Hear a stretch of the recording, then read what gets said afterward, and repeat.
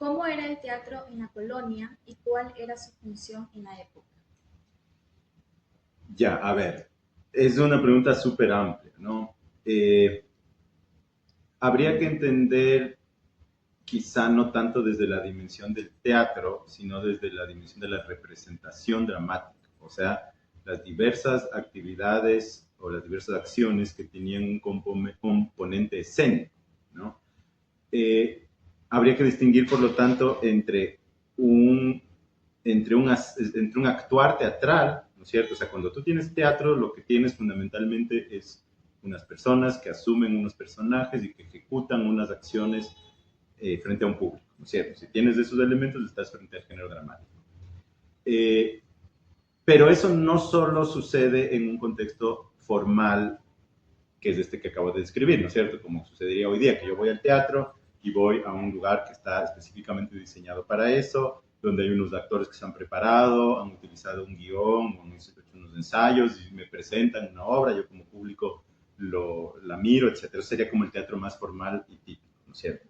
Pero no es la única forma en la que se manifiestan acciones de escena. Lo que te quiero decir con todo esto es que existe teatro formal, o sea, textos teatrales, guiones teatrales, compañías teatrales, actores, pero hay muy poca evidencia de que eso suceda autónomamente, de que suceda solo por el teatro, sino que en general está siempre vinculado a este tipo de representaciones o celebraciones más importantes. Llegada de una autoridad, nacimiento de un príncipe, matrimonio de un rey, o coronación de un nuevo rey, o las fiestas religiosas de algún santo, de alguna virgen, en torno a lo cual se organizan fiestas populares, corridas de toros, comparsas, bailes y teatro, ¿no? Teatro formal. Y en la época colonial no está tan delimitado lo que es una acción puramente teatral de otras acciones que involucran la representación, ¿cierto?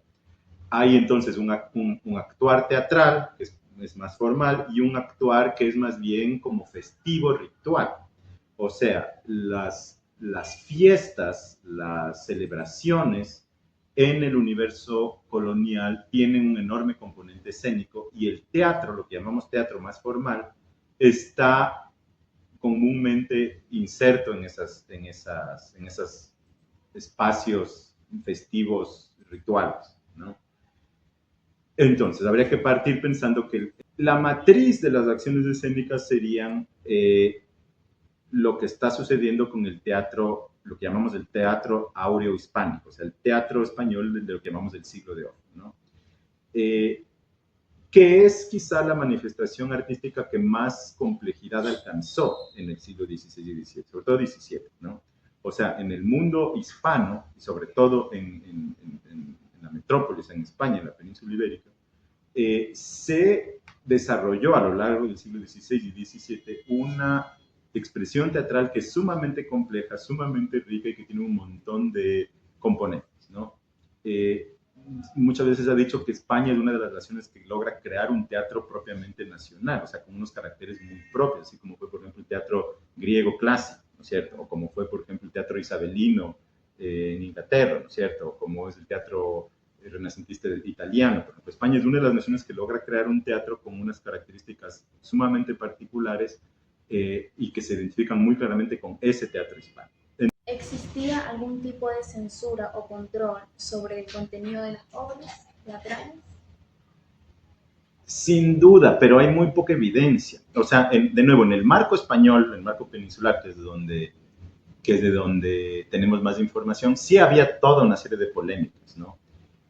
Por ejemplo, esto que te comentaba de la autorización de la participación de las mujeres. Eso se dio porque había ya mujeres actuando y comenzó a haber reclamos de que eso era inmoral, de que eso era pecaminoso y hubo toda una polémica y finalmente se dieron unas autorizaciones que permitían la participación de mujeres a través de una reglamentación destinada para eso. Pero en el marco de un debate y de considerar esa participación a menudo inmoral, y por ejemplo, solo se podía hacer si es que el marido también era parte de la compañía dramática. Entonces había todo un sistema de regulación y reglamentación. Los libros en España para llegar a publicarse tenían que pasar una serie de filtros, digamos, tenían que conseguir una licencia real, y eso pasaba por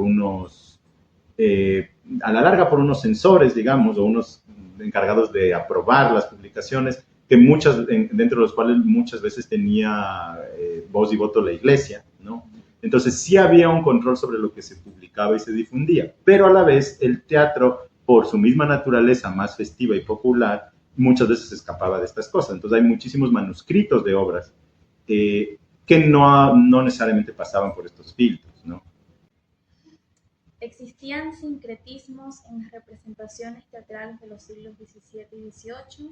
Ya. Si es así, ¿qué tipo? Ya, también es un poco difícil de responder eso por el hecho de que tenemos pocas piezas que revisar, ¿no? Pero, por ejemplo, me viene a la cabeza un texto del siglo XVIII ya, que se llama Entremés del Confitero y que presenta un personaje que es un comerciante español que tiene un esclavo negro, ¿no? Y a veces habla el personaje del esclavo negro, pero le hacen hablar con un lenguaje que es súper, como que imita la oralidad, incluso medio burlesco, ¿no? Entonces, digamos, no sé si esto se pueda considerar propiamente sincretismo, porque uno es una especie de burla, pero entra un lenguaje del negro ahí y él a veces habla y es totalmente distinto a lo que sería como el teatro clásico, digamos, ¿no? Entonces, digamos, la pregunta es difícil de responder porque hay poca documentación, pero como el universo, digamos, si tú dices el teatro más formal, el teatro que sucedía en medio de estas fiestas y que es comedias para el presidente o para la Virgen, tal, en general yo creería que es poco lo que puedes encontrar de sincretismo, al menos si entendemos sincretismo como inclusión de unas expresiones distintas de otro tipo de cosmovisiones indígenas, así, yo creería que es muy poco. Pero en cambio, si lo abres un poco al universo escénico festivo, donde hay comparsas populares, donde hay, por ejemplo, organizan varios días de corridas de toros y cada día entran comparsas de los distintos barrios de la ciudad haciendo bailes y disfrazándose. Entonces ahí tienes un componente escénico, que no es propiamente teatro formal, pero hay actores, hay vestimenta, y ahí tiene que haber habido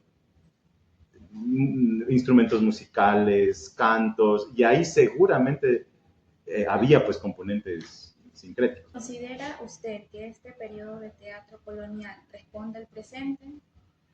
A ver, yo te diría, en términos de nuevo, con esto que hemos llamado el teatro formal, las manifestaciones teatrales son bien distintas ahora, ¿no? Y funcionan de una manera mucho más autónoma. O sea, el teatro ha conseguido una autonomía que en la época colonial no tenía. Entonces, en ese sentido, el teatro colonial no es muy representativo de lo que pueda suceder hoy en el teatro formal. Pero ese otro aspecto me parece que está totalmente vivo, el aspecto que es más festivo ritual. Porque piensa tú, por ejemplo, el objetivo de esas ceremonias era un poco la declamación o la ostentación del orden instituido y del poder, ¿no? Entonces, para todas estas ceremonias que hacían por recibimiento de personajes o por las fiestas patronales de algún santo, algo así, la ciudad invertía mucho dinero. O sea, los cabildos de las ciudades tenían que pagar por los vestuarios, por la iluminación. Por ejemplo, en las noches a veces en estas fiestas se iluminaba la ciudad con velas o la plaza central, que era caro pues en esa época. Y pagar por las comparsas de música y los instrumentos. Entonces eso implicaba una inversión de plata que era, digamos, pública, en el sentido que era del gobierno, y porque era un mecanismo como de ostentación, pero también de las clases, en general de toda la ciudad, porque entonces la comparsa del barrio tal que compiten con el otro barrio, entonces salen y todo eso es bastante inversión de recursos, ¿no? Entonces, el objetivo de estas festividades es un poco la ostentación y la mostración del poder y del lugar de cada uno dentro de la sociedad. Y entonces, eso sí se mantiene, porque, por ejemplo, mira tú, qué sé yo, ahora cuando se hacen el 9 de octubre, entonces se arman las comparsas y el municipio organiza todas las comparsas y ahí la gente que se disfraza y baila y pasan los carros. Eso es algo que yo no lo veo muy distinto a lo que sucedía en la época colonial, ¿no? Es un discurso distinto, el discurso más, digamos, de la república, del civismo, del patriotismo, pero en el fondo la acción que estás viendo, que son una organización pública escénica, es bastante parecido, ¿no? Y además hay algunas persistencias que yo diría son casi iguales o que se han mantenido igual.